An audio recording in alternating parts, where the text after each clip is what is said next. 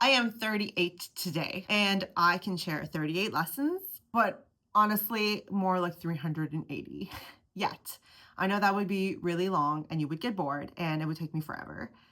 Instead, I'm going to share 3 lessons and I'm going to attempt to do them in 8 minutes. These aren't specific to fitness or just coaching. They're actually just 3 lessons that I feel have shaped me personally and professionally. So, athlete hat, coach hat, friend hat, human hat. So, I'm going to share it with you. Let's go. Lesson number 1. I have always been a person that pushes. So, in school and work and relationships, if something was hard, I would try harder. If there was a challenge, accept it. I was the strong one. I've shared before that my old brand name was P2 Strong. I have always been the I got this sort of persona, which is really preposterous. I didn't think about it now. But sports really, as much as they were an outlet and just like super helpful in every aspect of my life, they also reinforced this particular dynamic, mindset, and identity. So let's take rugby, forever my first love. But in rugby, you push through pain because you need to and your team needs you. And in figure and in bodybuilding, you ignore hunger and exhaustion because discipline, no pain, no gain. Also with like lifting, it's all about the progression, like how far can you push, which is awesome in one aspect because of course, like we have capacity. That's the whole point. It's to challenge yourself. And then when it gets to Muay Thai, quite literally they say Muay Thai is pain. And this is true, especially if you have goals of fighting, actually competing. It's not a game. But my point here is that you also push. And this is important because you don't really know what you're made of unless you push. But sometimes you can push too far across all of the variables. And a couple of years ago, I had a burnout, terrible insomnia, couldn't sleep, couldn't recover. My nervous system literally said, we are done here. The truth is that there were signs for months. There was fatigue, there was irritability, I had gut issues, the sleep issues. And then when I was in Southeast Asia, I had a lot of repeat staph infections, and then it just kind of pushed my body over the edge. And I had my Achilles injury, and all of that truly is because I could not actually chill the fuck out. I ignored all of it, even though I knew better. Relationships. In the past, I have felt that gut drop. I've felt something's off. Pretty strong intuition, actually, but I would rationalize it. I would explain it away. I would want to understand. I would just eventually do whatever until the whole thing crashed and burned in my face multiple times.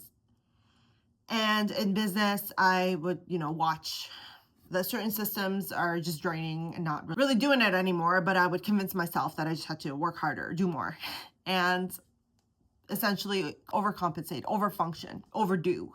And in training, of course, I would do that, but kind of ignore the signals. And this has been a pattern for over 20 years. I would ignore the whispers and then deal with the screams and then be like, oh. So you can learn to listen early. You can't predict everything, but that's not what I'm talking about here. Is you can learn to listen early, or you can wait until your body forces that conversation. So the lesson here, pay attention to the signals before they turn into consequences. Lesson number 2. So for much of my life, I thought that if I was good enough, if I was valuable enough, if I was clear enough, if I had a good enough heart, good intentions, people would just know what I needed and that my worth would speak for itself. Of course, I have a lot of self-confidence and self-belief, and this came from a lot of intentional work with professionals, what he said. But in relationships, for example, I would show up consistently, I would hold space, be understanding, and then I would wait to be noticed then that I needed something back. I would wait for the reciprocation.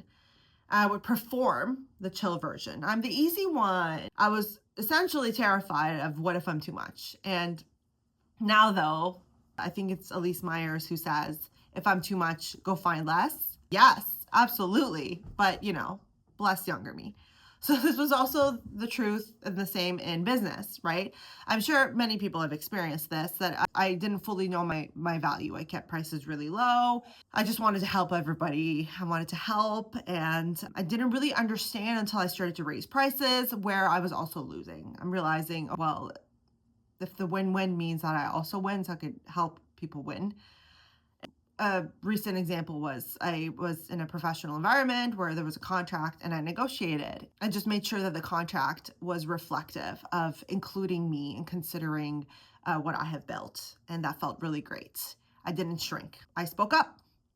And I see this with athletes, like people I have witnessed, as well as people that have spoken to me and my clients that have shared their experiences. But like, for example, they will have an injury, but they won't tell their coaches or anybody. And essentially because asking for help would feel like they're admitting that they're not tough enough. They will undereat for weeks without speaking up because admitting that you're struggling feels like failure, like I failed. And essentially they're waiting for someone to notice, to come figure it out, and instead of advocating for themselves. And I started to understand this when I'm like, oh, not claiming what you need doesn't make you low maintenance. It actually makes you invisible, and invisibility costs you. Stop waiting for people to notice. Stop performing easy to avoid being rejected. Say what you need out loud. Ask for help. Say the damn thing. Because the people worth keeping will meet you there. The person you become, someone that carries themselves with that confidence and that assurance and that peace and that ability, that person needs it. Shine your damn light. So the lesson here, to summarize it, is you have to claim what you want out loud. Lesson number 3. So at, I want to say 13 or 15, sometime in my teens, I had a vision board. And in this vision board, I wanted to work for who? For the World Health Organization. I wanted to help, educate, create impact. I was really sure that was the path. I went into journalism. I thought that if I could tell stories, learn about people, be curious about people, uncover truths, I could help the world. And that's how I was going to get there. And then, of course, sports became a big part of my identity, a huge part of my emotional, spiritual growth. Really helped build my confidence. And it also showed me what it means to be part of something bigger. And then competing in fitness and figure sort of challenged my discipline of like, how far can you go? What is that edge? Because it's really cool to do things that you thought you weren't capable of doing. And just being in the gym rebuilt my relationship with strength and just all of it. And then Muay Thai, I started Muay Thai honestly because it was a challenge and it's called me back over and over. It's 8 years now. And what I love about it is that it humbles you. You're constantly learning, you're constantly evolving, and there's nowhere to hide. It sort of puts a magnifying glass on things, and it's incredible because it calls your attention back to what you need to focus on. You can't fake it. And none of sports, like that was the thing, is that you have to show up. And through everything I've ever done, honestly, I showed up for somewhat the same reason. I wanted to be better, and I wanted to help people become better versions of themselves. And so when I switched from government life to becoming a coach, I wanted to help people understand their bodies, not just count macros. I wanted to share from the things that I have done foolishly and to have someone else perhaps do it a little less foolishly. And then when I got to having a business, I didn't want to just offer basic services. I always had this vision of how can I help athletes get support as a whole of a person. And so that's where the human first perspective came, where I refuse to accept that performance has to cost you your humanity. And then that kind of evolved to looking back at everything, which was always that community, we're stronger when we're together, and that I don't want anyone left behind within the capacity that I have to offer. So that became the mission. And so I had built programs, ran workshops, started a podcast, launched the YouTube. This chapter and all of it was, again, with the same goal in mind, which is to have community, have communication, have support, and to elevate people. And right now, no, I'm not at the World Health Organization or United Nations.